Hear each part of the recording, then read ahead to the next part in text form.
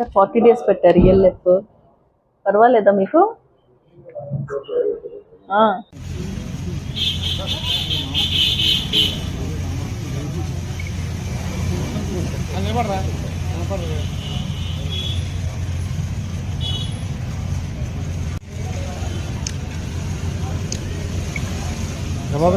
ముందు పక్కరా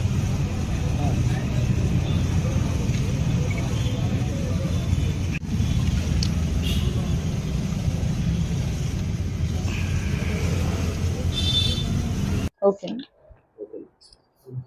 అనకాపల్లి జిల్లా SP Shri Tuhin Sinha IPS ఆదేశాలపై అనకాపల్లి సిఏ గారు టీవీ విజయ్ కుమార్ గారి పర్యవేక్షణలో టౌన్ పోలీస్ స్టేషన్ ఎస్ఐ గారు శ్రీ ఏ వెంకటేశ్వరరావు గారికి రాబడిన సమాచారం మేరకు 11th ఏదైతే ఉందో ఈ అఫెండర్ మొగల్తుర్తి మణికంఠని తీసుకురావడం జరిగింది. దాంట్లో భాగంగానే ఇతను 2 crimes కన్ఫెస్ చేశాడు.